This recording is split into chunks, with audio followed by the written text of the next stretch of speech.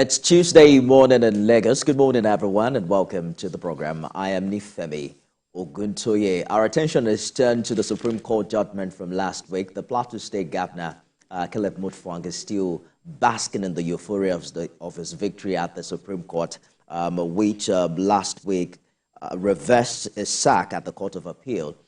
He's now commended the neutrality of President Bola Ahmed Tinubu and the courage of the justices of the Supreme Court during his time in court.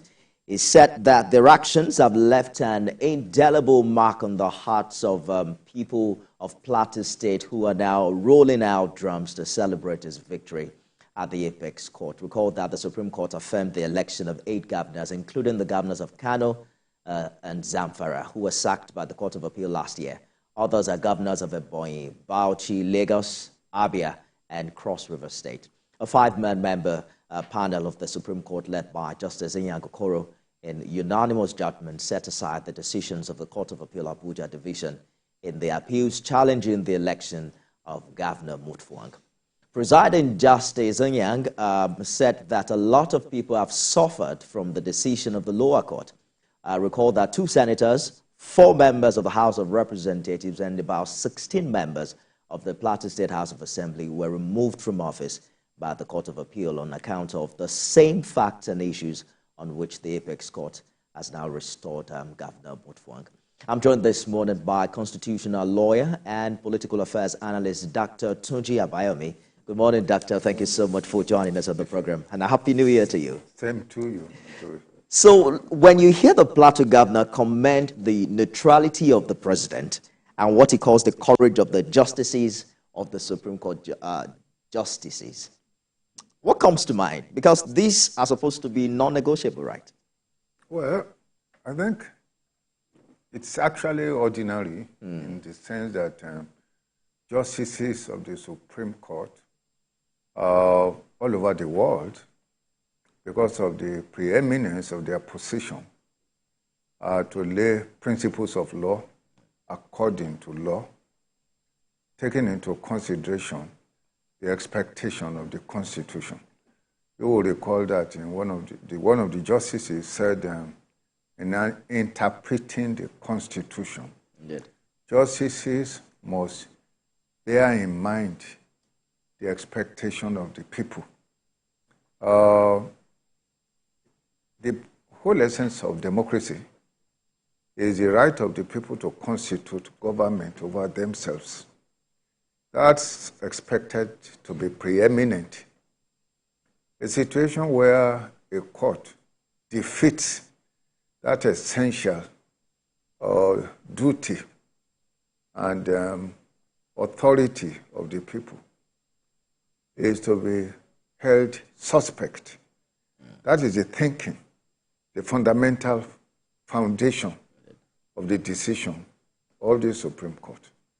So if we are going to invalidate an election that is affirmed by the electors through their votes, it has to be on a very strong, cogent, convincing, and concrete ground.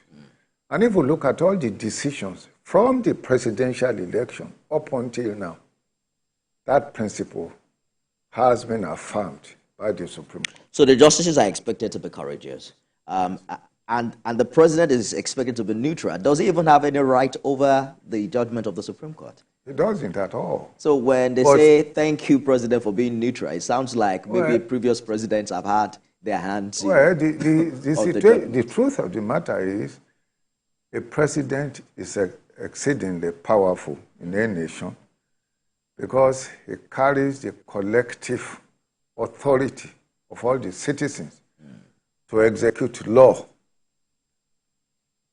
A perverse president can turn the nation upside down. He can influence the judiciary for bad. I believe that the thinking of the governor of Plateau State and his gratitude is that he's convinced that the present president, did not take perverse steps to turn the law against justice. Rather, he left the judiciary to act as the judiciary deems fit. So when the Supreme Court gives judgment of this nature, you hear people say now the governor can focus on the business of government. Yes. How much of a distraction really are cases of this nature for the governor? The reality of the matter is that election petition is a whole lot of distraction in our country. And I think that the decisions of the Supreme Court heretofore, particularly the decisions this year, is essentially affirming that, look, there's too much trouble here. I mean, we are talking of a situation now where there was no government since election. And some of these elections were in May. We're now talking of about more than 7 months of uncertainty and insecure leadership. So the distraction is substantial. That's on the one hand. On the other hand, the distraction also is substantial for the judiciary. We're not talking of a situation where the justices have to give decisions within a very limited time. In this case, we are talking of 8 petitions in the Supreme Court. Just look at the volumes of what was taken to them. They have to read through those huge volumes, digest them, come to some opinion, have hearing, and then give a decision. Now, all these decisions for 8 petitions were given within 2 months. By the way, those are just the first batch. Yes. The Supreme Court has now reserved judgment on some other cases. Some others. So the distraction is substantial. And I think that if we are thinking, if the population, I'm talking of the political population, are really thinking, the focus now should be to ensure that we have a free and fair election.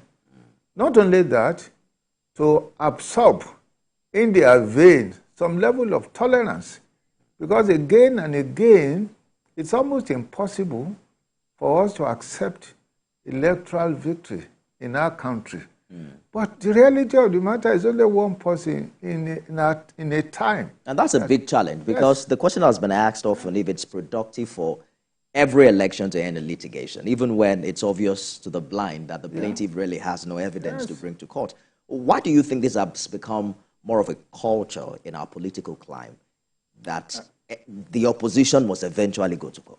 Well, I think the illusion of hope, I'll call it illusion of hope, that perhaps some kind of miraculous decision will change things. And that has happened in the past. You see someone who came 3rd or 4th, being made governor by the court. Of course, even in this election, you see what happened, for example, in Plateau, where, for example, all the legislators were removed by the decision of a court.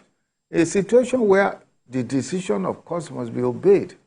If that decision is perverse or is abnormal, it turns justice upside down. So sometimes there's this illusion of hope that, in spite of non-possibility of my winning, I may just be lucky.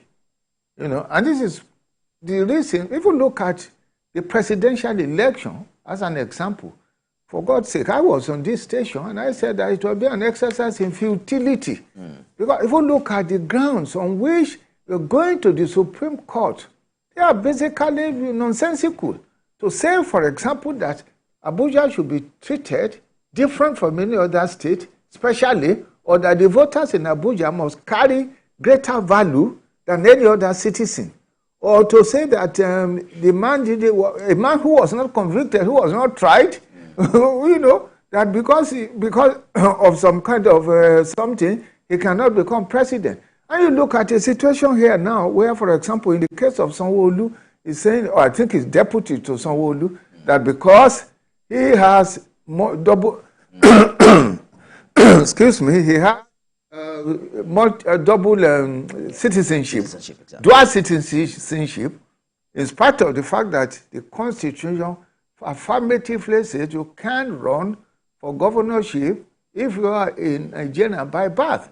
So some of these issues are simply not serious. But because of this illusion of hope, people still continue to push. So politicians post-election, even after they've lost, they still want to use technicalities to find their way in. Yes. And then you wonder, why did people go to vote in the first place if, they can pick one loophole or the other and win from outside the ballot? But when you talk about perverse judgment, some say we may have a crisis of confidence in the appellate court as a fallout of the Supreme Court decision we saw last week, the overturning of verdicts of the Court of Appeal, where some 3 governorship election petitions are concerned. You had the Supreme Court justice criticize some justices of the Court of Appeal over the quality of their judgments. Yes. Where does this place our administration of justice in Nigeria? Well, it's concerning. Let me tell you, it is concerning. Because if the Court of Appeal is up and doing, it makes the job of the Supreme Court much easier. The tendency of the Supreme Court is to affirm generally decisions that are favorable decisions in the High Court affirmed by the Court of Appeal. When it gets to the Supreme Court, the tendency is for the Supreme Court to, support the decision. But when you have a decision in the case of, for example, Kano, where the decision was clearly perverse, we are talking of taking away over 165,000 votes, citizens' votes from the votes counted for Governor Yusuf out of it, and then, in a sense, you have nullified the votes of citizens for no just cause, and then you now declared his opponent to be duly elected. I mean, that is a very serious issue. So we have these type of situations, and that's why the Supreme Court is saying that the courts must be up and doing, must be serious enough, must examine these issues in an interest, looking at the interests of the people themselves. Like I said, the democracy is based on the authority of the people to constitute government over them. When you now invalidated 165,000 votes of the people in exercise of their authority to constitute government, Indeed. I think that is a serious issue. So there are concerning issues, but who deals with it? It's also the Supreme Court. I believe that they have already spoken very strongly, very firmly, and I'm sure that justices of the Supreme Court will be careful and serious and diligent, especially in applying the principles established by the Supreme Court to their decision. For example, it's been established again and again by the Supreme Court that when you're talking of nomination, no other party can question the process of nomination by another political party. And you cannot base the validity of election or its invalidity on the issue of nomination by another political party. And obviously, the Supreme Court was embarrassed by the failure of the Court of Appeal. Because there's a rich precedence in this regard, Yes. From the Supreme Court. And this precedence is supposed to be, a... Binding. Yes, Controlling. binding on the lower courts, right? Yes. The same Court of Appeal made the same assertion while hearing the presidential election last year. Yes. And then so you wonder what went wrong, what really happened. Well, it's difficult because, I mean, you can read through some of the opinions of senior lawyers who are demanding for examination, some kind of review of what's happening in some of these cases. Because it's a little bit, there's some level of concern, to be honest with you. Why will issue of nomination that has been decided again and again and again, even by the Court of Appeal, as not a valid ground to question election, become an issue in the case, for example, of Jaws. So it's a matter that, but again, let us understand that we are talking of several courts. If one court, for example, errs, there's always a remedy in the Supreme Court. So perhaps we should not be too overwhelmed, in my view, because there is, this concerning judgment as it is. And the challenge in the case of the lawmakers in Plateau is that the Court of Appeal for them, is the Supreme Court. That's the final point of call. And now that, Governor Mutfwang's sack has been reversed, it seems like a huge disservice for them, the way they were removed by the Court of Appeal. But we're going to talk about that shortly. What do you make of the call by some lawyers who have asked the NJC to sanction the judges involved in what they now describe as a miscarriage of justice at the appellate court? Well, they have been sanctioned already, as it should be, by the Supreme Court's opinion, but I don't think it's a ground. If you look at, there's no such law that allows the justice to be sanctioned merely because the decision of the court is presumed to be perverse. But is that fair in and of itself? So if I say something wrong on TV, there's the NBC that brings a strike. My employer also can get me suspended.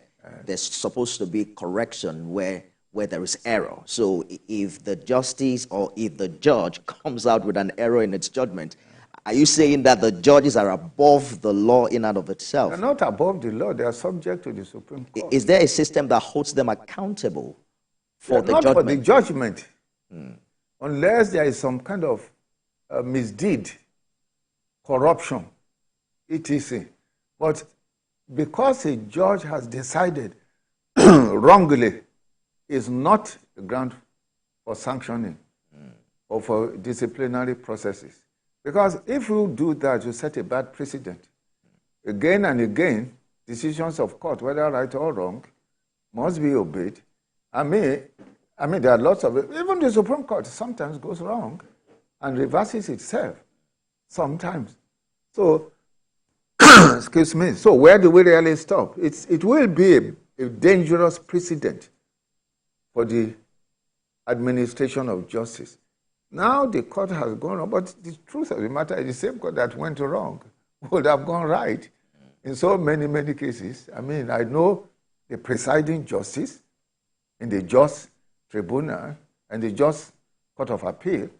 I mean, she's an exceptional jurist, So there was a wrong decision on this particular occasions. I'm just wondering how you think that wouldn't repeat itself if judges are not held accountable for the error in their judgment. So what, stops them from doing it again? Because the judgment in and of itself is not supposed to be the opinion of the person. It's supposed to take its precedence from law. In this case, judgments, several judgments of such case at the Supreme Court. So you mentioned, for instance, you can't possibly, for a primary election matter, you can't come from APC and be probing what happened within the PDP. This is known to everybody.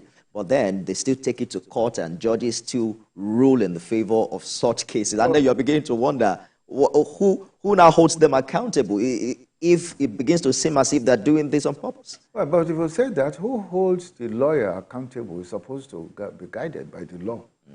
The lawyer who presents a case and asking the justices to decide in his favor according to his submission, who holds him accountable, should we also punish him too? The other issue is that let us also remember we're not talking of only one judge. We are talking of at least 3 justices who gave a decision. And if you look at their decision, it's not entirely so absurd and so extremely perverse. Their position was that there was no primary by PDP, and if there was no primary, you cannot place an election on a non-existing primary. That was their position. Okay, so it's not something that is so extremely unreasonable. But the position of the Supreme Court and the justices so far is that a court should not look into that when you are determining the validity of an election, because it is not a condition to invalidate election. So I don't think it's a ground to discipline the justices. So the big question right now is what happens to the 22 lawmakers in Plateau State? We have a report, following up on the development. 2 senators, 4 members of House of Reps, 16 members of the State Assembly who have now been sacked by the Court of Appeal on account of the same issues, upon which the Supreme Court has now restored Governor Mutfwang. Our Plateau State correspondent has a piece on this. The Supreme Court judgment that confirmed Governor Caleb Mutfwang as the duly elected governor of Plateau State is now generating mixed reactions from residents on the fate of the sacked lawmakers of the PDP. The Supreme Court judgment cleared the no structural ground used against People's Democratic Party by the All Progressive Congress and declared Governor Caleb Mutfwang as the rightful governor of Plateau State. The same no structural basis was used to sack all 16 lawmakers of the PDP in the state and those of the National Assembly by election tribunals and the Court of Appeal. The members of the National Assembly, the new tribe of internally displaced politicians. They may be internally displaced, but they will return to their legitimate home. There is the other side, who argue that with the judgment of the Supreme Court that held that PDP complied with that judgment of Justice S.P. Down, that held that it was unlawful for the Court of Appeal to have gone into the issue of nomination and sponsorship, that is the internal affairs of a party, and use that as a basis. These lawmakers can, of course, it's going to be a novel thing in the history of election petition in Nigeria, because I, for one, have not had issues where there is a review on election petition matters. But this time around, they can test the waters, because the legal profession is a profession that everything is testable. They can test the waters to go for a judicial review, since the Supreme Court has set the law for us. The Supreme Court has said that the position of the Court of Appeal is perverse, which therefore it goes to mean that those lawmakers that were announced as returned as winners by the Court of Appeal, they are not in the real sense lawmakers. Musa Bagos, a federal lawmaker from the PDP and a victim of the no structural judgment, shared his position on the development. The court will still look at all those possible legal framework to be able to address these issues. The next line of action from the judiciary is what the teeming populace of the state awaits to see. Funam Joshua, TVC News, Jos. Well, it's interesting the way the governor has referred to them, internally displaced politicians, and it seems quite optimistic that they will return. So you've had a lot of, reactions in this regard. Some have said the Plateau government should approach the Supreme Court. Some have called for a judicial review. Some have said the Court of Appeal itself can review that decision. I had a lawyer yesterday who said there is no constitutional provision to have them return. Do you think there's a judicial remedy in this regard? There's no judicial remedy. There is none. They cannot go to the Supreme Court. There's no provision for that. They cannot go back for review. This Court of Appeal functions officio. What it means is they cannot sit on that case anymore because it's finished. It's authority over the case concluded. The only thing that is available to them is to go back for election. They simply have to go. INEC would have... At the expiration of their tenure? No. Okay. They have been sacked. Yes, they have been sacked. By the Court of Appeal. The Court of Appeal is the Supreme Court for that particular election with regard to the legislative elections. And that judgment favored the APC members? Yeah. The APC lawmakers? Yeah, well, that's just it. So they are sitting now as lawmakers. How do you have an election when there is someone sitting in that regard? So they just wait for the next election. For the next election, okay, that's the point you're making. They will wait for the next election. So where do you think the governor is getting that optimism from that they will return? I do not know where he's getting it. With due respect, I think he's presuming that the judgment of the court, of the Supreme Court, can be brought to the Court of Appeal and be made binding and controlling but there's no provision for that. The Speaker of the House of Assembly in Plateau, I think, is a member of the YPP. Yes. He came out recently to say that he will not grant recognition for those 16, what he called Court of Appeal ordered APC members, based on the Supreme Court nullification of the sacking of. But he has no choice about that, because the decision of a court must be obeyed, whether it is right or wrong. It's important. There's no law that says that the decision of a court must always be right. For example, before you go on appeal, you are still bound by the decision of a court of law, even though... Whether you consider it right or wrong. Yes. In many cases, the decision will be reversed. That's why, for example, it said that an appeal does not stay the execution of a judgment. So it doesn't stop you from reaping the benefit of the judgment, even though the judgment, the decision may be reversed. So the controlling and binding effect of a wrong judgment, quote unquote, is still controlling. There's really nothing like a wrong judgment.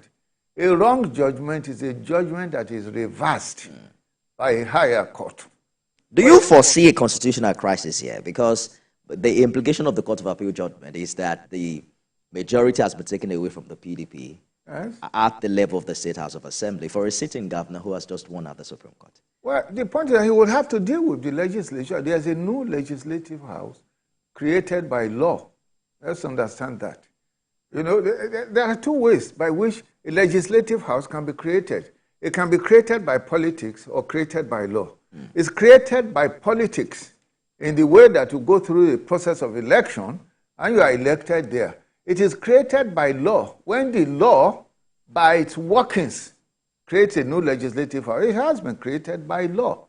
And that law is binding, but that our government may be a government of law and not of persons. So it must be understood. It is an unfortunate development in the sense that if you look at the decision of the Supreme Court, in essence, if the case had gone to the Supreme Court, obviously it would have been reversed. But the reality of the matter is that just as the Supreme Court has exclusive authority, overwhelming authority, and unappealable authority over the governorship election, the Court of Appeal has an unappealable authority over legislative elections. So we just simply have to wait for the next round. There have been cases, after all, where, these type of things happen to the benefit of PDP, in my view. So it happens again. You just have to continue to move forward, to the next election season. I read a piece by the APC chairman in Plateau, saying that the party has accepted the Supreme Court judgment and, congratulating the governor and saying that they will work with him. I'm just wondering if you think the APC lawmakers have the moral basis to assume office based on the Supreme Court judgment. Do you think that on the basis of integrity they can say, you know what, I did not win this on merit, I'm not going to take up this position? Well, if they do that, if they resign, then there will be an election. That doesn't mean... Is that typical of a Nigerian politician? Well, it won't happen. I can tell you. I can tell you, it's not going to happen. No Nigerian, no politician will internally displace himself. So use the governor's expression. All right. I can tell you that's not going to happen. Let's take a short break. And when we return, we're going to open the phone lines and also get more reaction across board. Stay with us, everyone.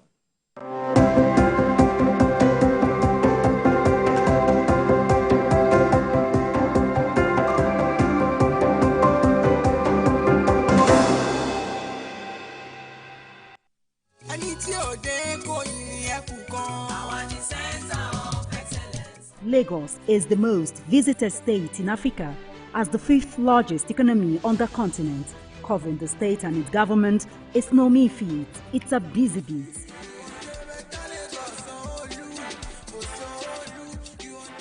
We go beyond the curtain of tapes to traveling far into the deep. I want to thank the Lagos State government for the healthcare facility. To bring stories that cut across all spectrums. A greater Lagos shall be ours. We tell you stories that define our collective well-being as Lagosians. I'm Adedoja Salamadini. I live in Lagos, inside Lagos.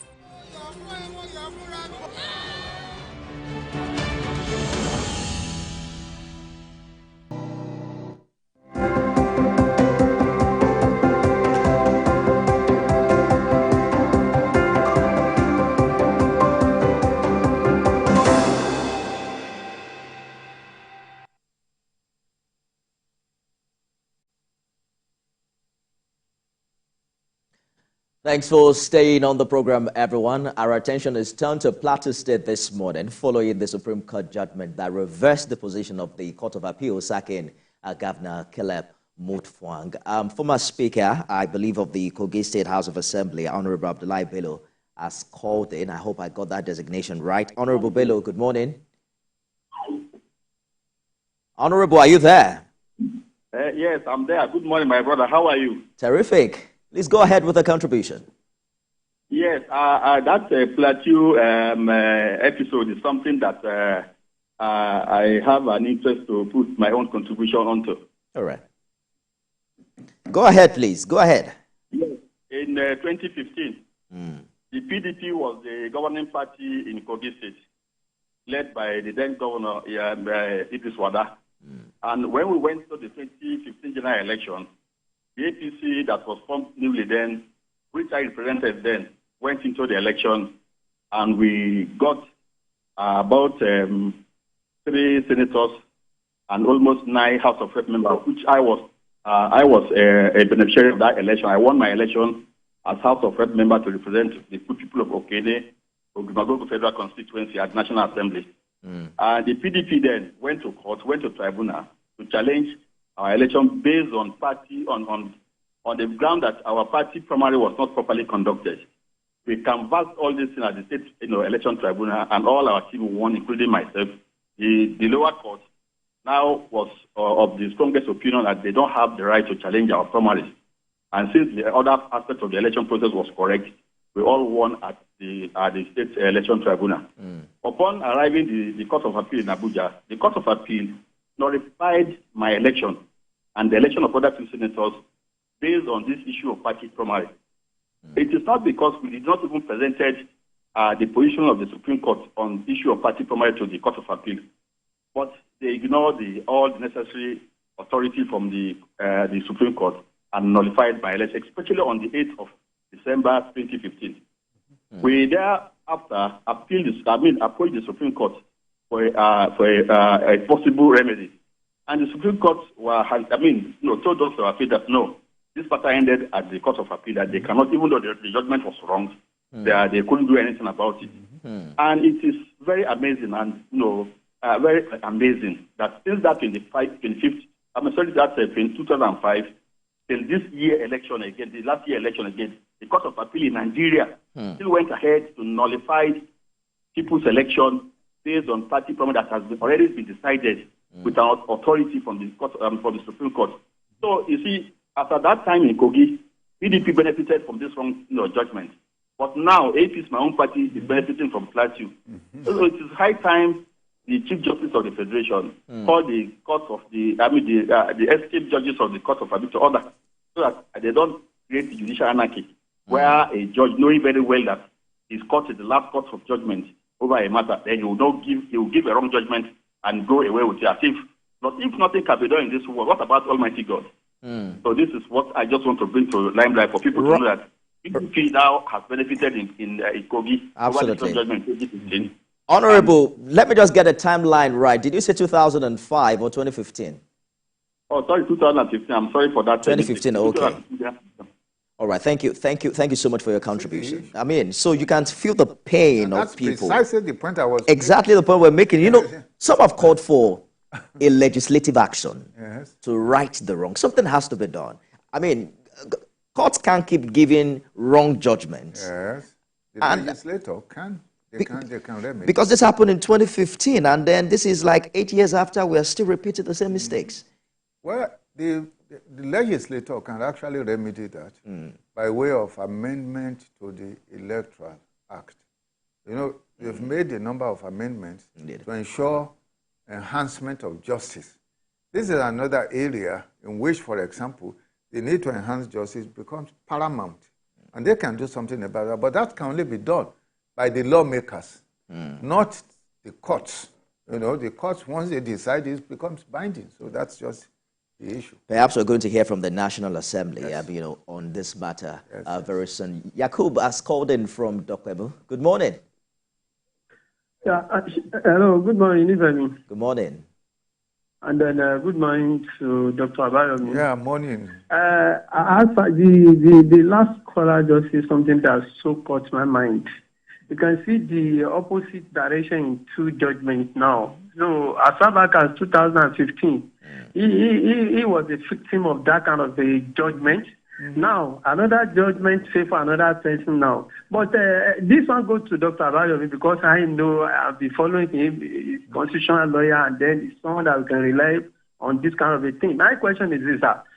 Does it not mean that a political party during the primary election can do whatever they like? Maybe they have some of the leaders in the party have a kind of power accrued to them. They can do whatever they like. Or maybe they manipulate the primary election within their party and make sure some people become a flag bearer of the party. And then when the anomalies done, and then nobody have right to challenge that kind of a thing if you are not a member of their party, even though it is so glaring to the people that this thing is not done right in the presence of all people that participated in that very particular primary election. And then at the end of the day, they go into election proper, and then that very particular person won the election. And then the people that are supposed to challenge him within their party, maybe they lack the ability or in terms of resources and all that, they can't take that thing off. And then another person that is not within their party, because that's my own understanding as a layman person here, the other political party know that this is wrong. So this judgment is telling us that those one that is not within their party has no right to challenge that very particular anomaly. So now, some people will not say, okay, yes, let's perpetrate evil within our party. In as much as have upper hand, I can perpetrate this evil and become the flag bearer of the party. And then when the election, nobody can challenge me because it is a pre-election matter. And that is what I understand here. So this is a pre-election matter. Nobody can challenge it except the people that participated in the primary election. So I get your point, Yakub. The people will be continuing. Let's just have the doctor respond quickly.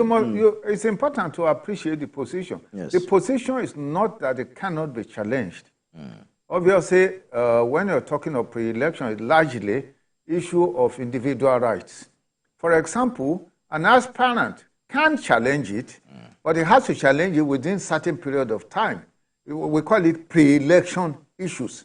That means that these are matters that need to be decided because they affect pre-election. But he is talking about the culpability of the political parties here, because when issues like this arise from primary election, you hear parties talk about internal conflict resolutions mechanism, such that you can't take your party to court. No, you can.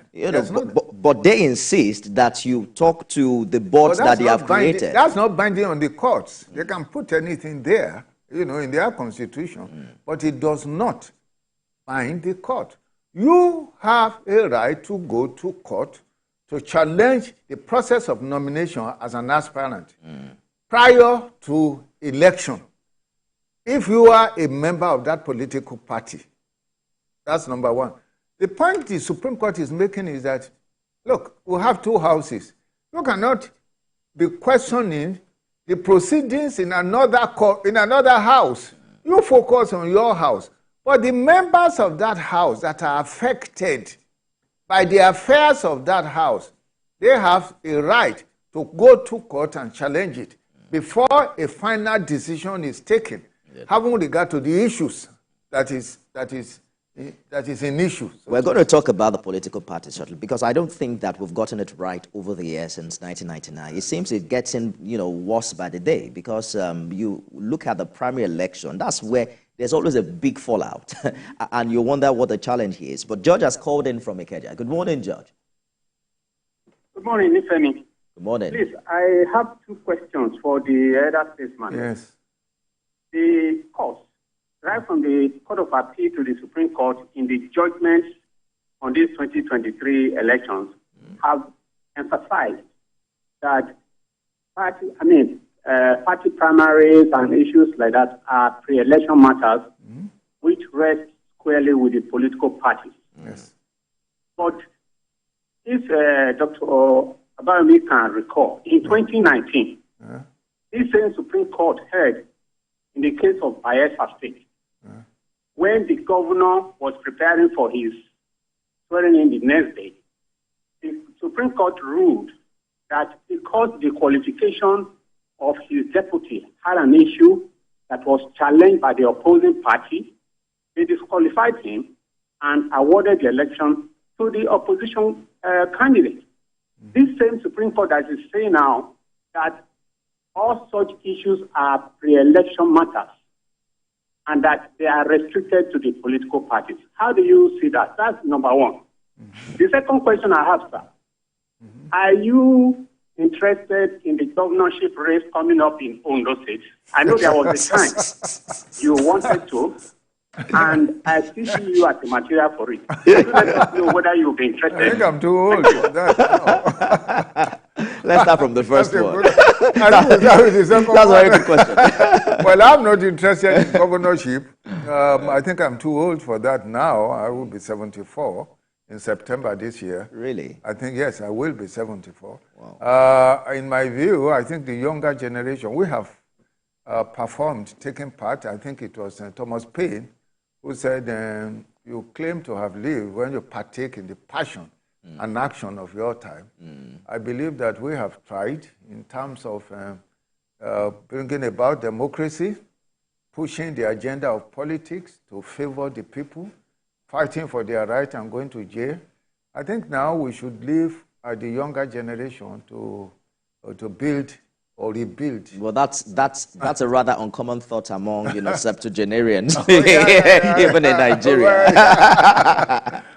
They keep trying until they get it. No, I think we should be moving towards a peaceful retirement now. Finding support for younger generation to do well for this nation. We've made a lot of sacrifices, gone to jail, done all of that. So in fact, I'm not interested in any political office anymore, and I shouldn't if I'm sensible and commonsensical.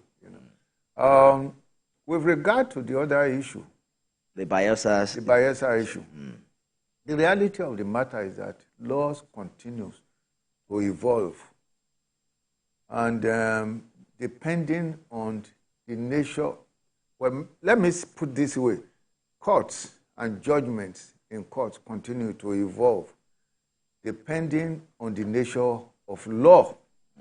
And many times, decisions of court are not entirely independent in terms of consciousness of the interests of the people. A decision may not be because of the wish of the people, but it cannot be totally independent of their thinking. Now, it's possible that in Bayelsa, depending on the nature of case that was taken to court and the issues that were presented before the court, that the Supreme Court may have made that decision. But as of today, having regard to the law and looking at the stability of political systems and to avoid a lot of confusion, I think the position of the Supreme Court makes a whole lot of sense, because the preoccupation of one house about the affairs of another house creates a whole lot of confusion. When you have not even taken enough time to deal with your own house, you now use what has happened in that house to defeat that same house. So it seems to me very sensible, the position. And, I believe it will bring some level of sanity to the political system. So let's now let APC focus on its own nomination process, bring its own candidate validly. PDP focuses on its own nomination process, bring its own candidate validly, and let the titans, the battle of the titans meet before the people. To my mind, it makes a whole lot of sense. You know, another primary election is forthcoming now in Edo, and which other state is that? One other state where, you know, governorship election will be holding. Yes. And I hope that political parties are paying attention. Yes. But unfortunately, I don't think they do, because every election year, there are multiplicity of court cases, and you wonder if it's a challenge with the structure, you know, or the development of our political, you know, party system over the years, or it's just the politicians who have refused to learn. But Okorafor has called in from Arochukwu in Abia State. Good morning, Mazi. Good morning, are you there? Now, yeah, I'm there. Good morning.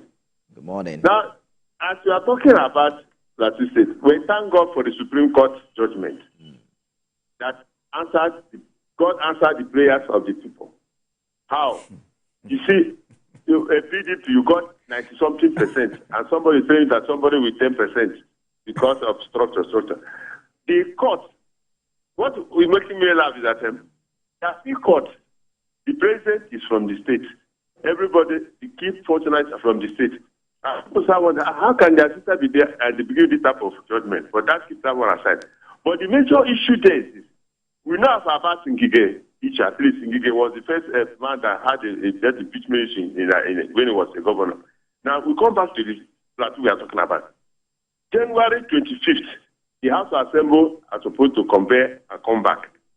And watching on television, they are telling us, we saw on the screen there, they say only 8 people are the eligible one. I don't know whether it's the APC or the one that's and this thing is lingering. I think there is need for the people in House of Assembly there in Plateau State to go to court now before it is 25th of January and settle this issue.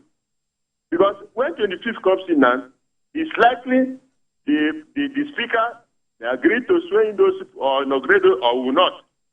So there's a very dicey issue that is on ground now. The governor's issue has been settled. The question now is the House of Assembly. All right. That is what the judiciary to look into it now, whether to review. They said after appeal court, there's no review now. Well, whether they review it, the people that won the election in the House of Assembly, PDP, they were a majority in terms of votes. All right. So I don't know how they are going to handle that issue. Because I think the network is poor, but you made your point very well, Mazi. Thank you so much for your contribution. Let's talk about moving forward for Plateau, because Plateau has a lot of security challenges. So, you know, we're just being distracted by the Supreme Court. More than 200 people were killed on Christmas Eve in Mango, in Bokos, and Barakin Ladi. And throughout 2023, the news from Mango, which is where the governor is from, is a very terrible one. We saw the governor and the APC candidate, you know, exchange a warm handshake at the Supreme Court on Friday. Both of them came from communities that share borders between each other.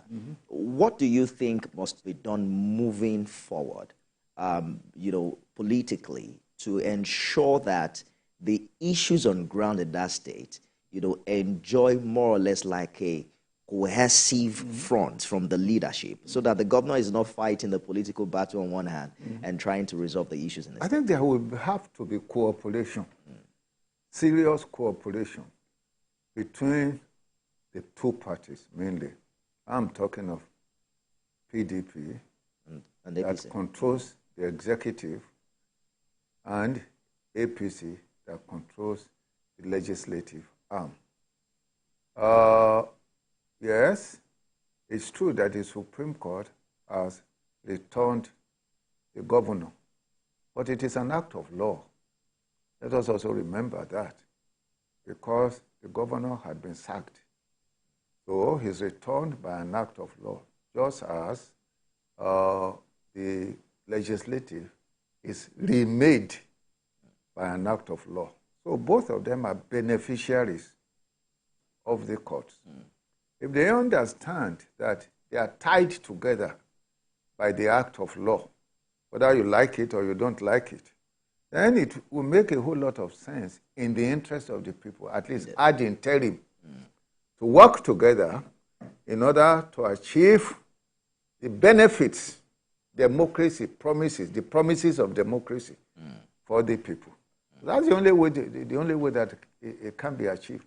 the governor will have to work with the new legally created House of Assembly, just as the House of Assembly will have to work with the new legally created governorship, in the state.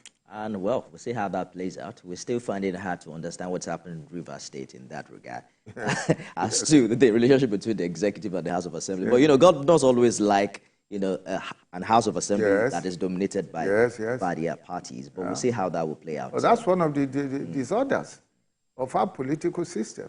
We have a situation where a lot of the legislative arms of government in our country are basically appendages of the executive. And that is why we're not making progress. Governors, in many, many cases in our country, they exercise dictatorial tendencies, powers.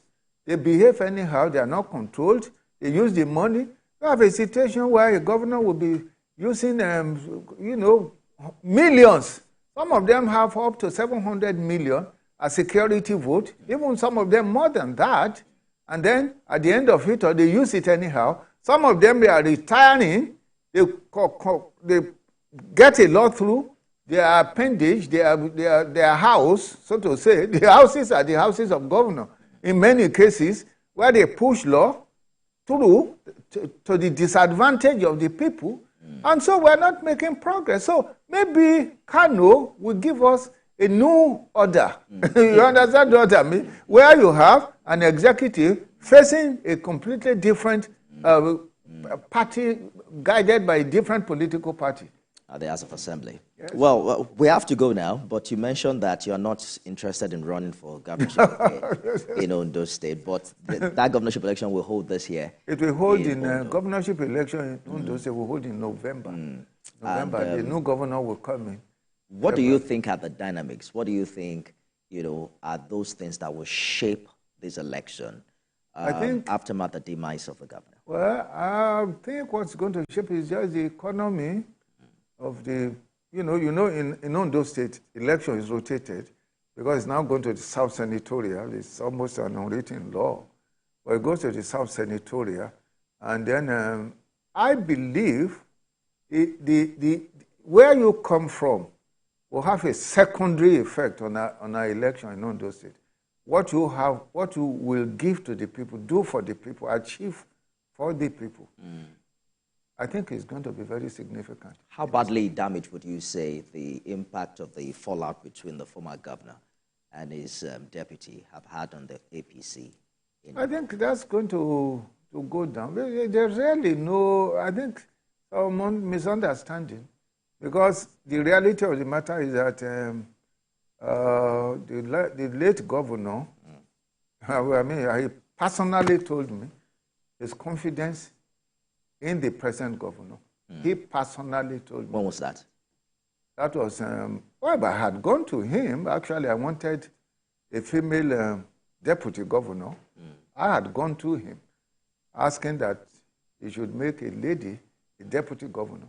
And he gave me the reasons why he would have to make this present governor his deputy, because according to him, throughout all the struggles, in spite of the fact that he wasn't benefited, he got no benefit from all the struggle and support, he was faithful to him, and he tried, for example, to put him in NDC. It didn't work out. He still remained faithful. That's what he said to me.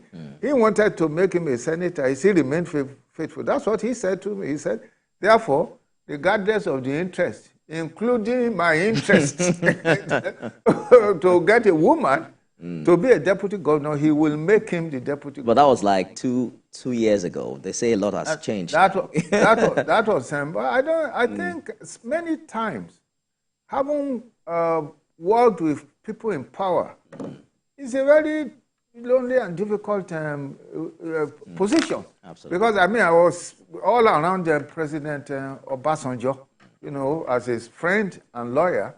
I know the intrigue of power, particularly people around those in power. So a man in power is actually endangered. Absolutely. To a certain extent. So a lot of these problems may have arisen because of what this person says. The interest and all of that. Constitutional lawyer, political affairs analyst, Dr. Tunji Abayomi. Is always an amazing experience, talking to you. I hope that we'll enjoy the privilege of talking to you subsequently. That's our show today. I have good news, everyone. The veteran broadcaster, Yori Folari, is resuming tomorrow, fondly called Uncle Yori on the show. I'm sure he's well rested now, and he will be back with all of those in-depth interview and top-notch analysis that you know him for. So this is where I hang my boot on the show. I was just starting. Give her the veteran. Yes, a veteran. But definitely, I'll be on the Beyond 100 Day shows by 6 p.m. every weekday. And let's continue the conversation on X, formerly Twitter, @Nifemi Oguntoye. Thank you for accompanying everyone. See you again soon.